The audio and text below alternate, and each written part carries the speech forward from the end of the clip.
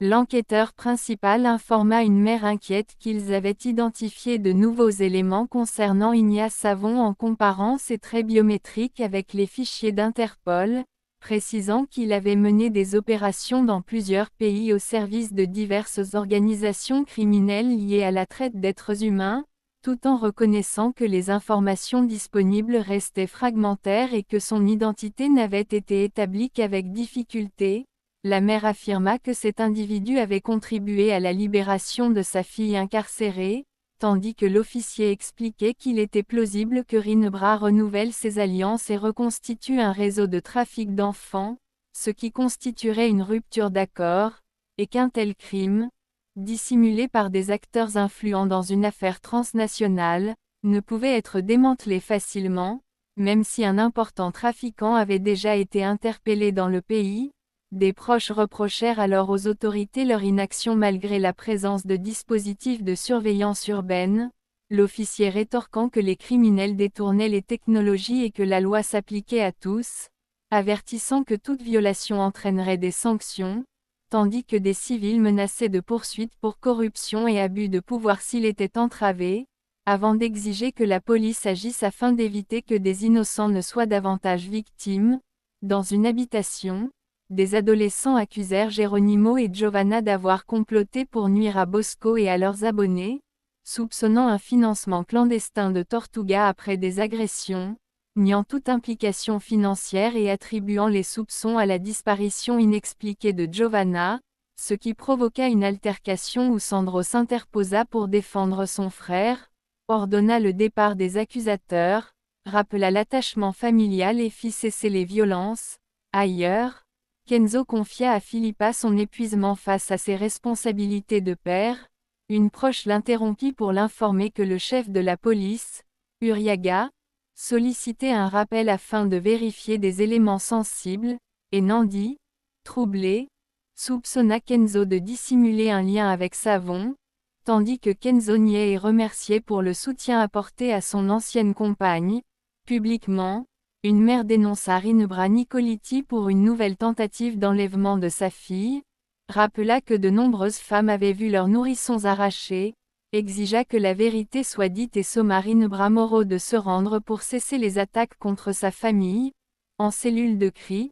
Esteban analysa les zones de rapt, jugea nécessaire de déployer des agents privés pour interroger des témoins afin de localiser la cache de Rinebras, reprocha à Kenzo sa nervosité et l'introduction de Savon à son domicile, soupçonnant une volonté d'interrompre les recherches, avant que Kenzo n'explique être submergé par les agressions contre ses enfants et d'autres événements, puis ne reçoive un appel anonyme, l'appelant, se présentant comme Rinebras, nia l'enlèvement de l'enfant, proposa un pacte où Esteban livrerait sa personne en échange de la sécurité de sa famille, formula une menace explicite et exigea une rencontre discrète avec Kenzo, sous peine de représailles mortelles si la police intervenait. Plus tard, Kenzo avoua à Esteban qu'il avait collaboré avec Rinebras sous la contrainte, introduit Savon chez lui et facilité la préparation d'un attentat visant ses enfants, justifiant ses actes par la volonté de protéger sa propre famille face aux menaces directes contre Philippa et ses enfants, ce qui provoqua la colère d'Esteban, conscient que Maria avait failli être enlevée. Enfin, une femme enceinte confia à sa mère son refus de vivre dans la terreur et son désir de voir Rinebras débusqué, tandis que Kenzo reconnut avoir cherché en vain à alerter sur les plans de Rinebras par peur des menaces, et Candy et Umberto révélèrent avoir aidé Kenzo à protéger Philippa et à soutenir des opérations financières illicites, admettant l'existence de combines répétées, expliquant ainsi comment, dans différents lieux privés et espaces publics, des décisions prises sous contrainte, par loyauté familiale et par peur de représailles, avaient permis la poursuite des crimes et la mise en danger de plusieurs victimes innocentes. Face aux révélations faites dans un lieu clos où la famille et les alliés s'étaient réunis pour confronter les responsabilités, une proche reconnut avec ironie que les agissements d'Esteban Geronimo avaient été calculés, précisa que Philippa n'avait exercé aucune contrainte et accusa Esteban d'avoir entraîné Gala dans l'univers des crypto-monnaies afin de la briser moralement et socialement. ce qui provoqua l'indignation d'Esteban qui demanda comment on avait pu lui dissimuler de telles vérités. Kenzo admit qu'il connaissait partiellement les faits, expliqua qu'il ne se sentait pas légitime pour les révéler et exprima des regrets, affirmant que s'il avait anticipé les conséquences, il aurait parlé. Esteban condamna alors Geronimo, exigeant qu'il soit incarcéré comme son père et réclama l'aveu de tout ce qui restait caché, tandis qu'on lui révéla que Geronimo avait participé à la mise en scène d'une fausse accusation de viol contre Bosco, ce qui amena Esteban, bouleversé, à rappeler leur amitié trahie et à reprocher le silence complice alors que sa famille souffrait. Kenzo confessa ensuite que Rinebra avait assassiné Castro, l'avait contraint à dissimuler le cadavre, possédait une vidéo compromettante et avait effectué des virements destinés à l'incriminer, ajoutant qu'elle avait tenté de faire enlever Sandro et détenait une arme portant les empreintes de Geronimo, la même utilisée pour tuer Humberto, ce qui plongea l'assemblée dans la stupeur et força Esteban à demander le calme afin d'éviter un dérapage violent. Dans un autre espace du même refuge, un fils meurtri implora sa mère de ne pas le laisser être incarcéré, reconnaissant mériter une sanction mais refusant que sa vie s'achève ainsi, tandis que la mère, marquée par son propre passage en détention, refusa de livrer son enfant, décrivit la cruauté de Rinebra, les sévices subis et proposa la fuite pour le protéger. Kenzo, blessé, refusa les soins et demanda à rester seul avec Esteban pour assumer sa faute,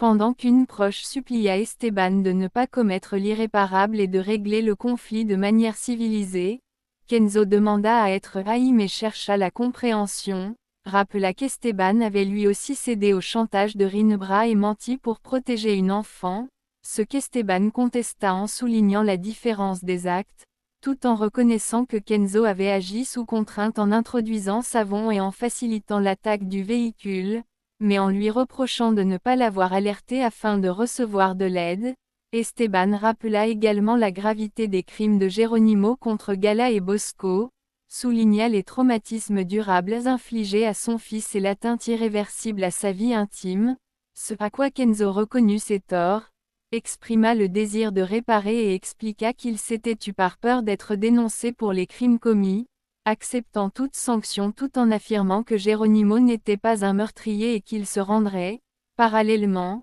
la mère exhorta sa fille à aider son frère à préparer ses affaires, tandis que le fils, en larmes, reconnut n'avoir pas été contraint pour tous ses actes, avoua des pensées violentes et demanda de l'aide pour ne pas devenir quelqu'un de cruel, la mère demandant pardon pour son propre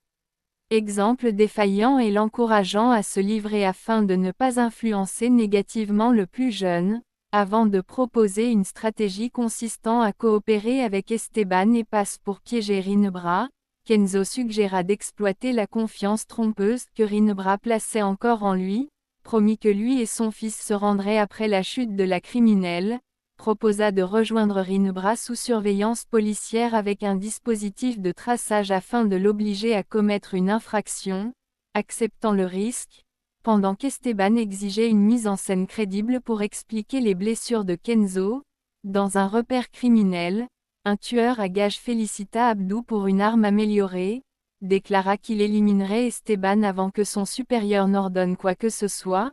accusa son employeur de l'avoir exposé sur un forum d'assassins et menaça de tuer le père de l'enfant de passe afin d'imposer sa loi. Enfin, lors d'échanges téléphoniques, Rinebra pressa Moro d'exécuter ses ordres sous peine de représailles contre Philippa devant ses fils, tandis qu'Esteban rassurait sa compagne sur la nécessité de la tenir à l'écart pour protéger les enfants, affirmait qu'il ne se livrait pas à une vengeance aveugle mais à une manœuvre calculée pour gagner. Puis, dans un moment d'intimité officielle célébré devant témoins, accepta l'union proclamée par l'officiant, promettant de revenir sain et sauf malgré la crainte que tout cela ne soit qu'un piège supplémentaire, car l'objectif restait de démanteler Rinebra en l'exposant à la justice.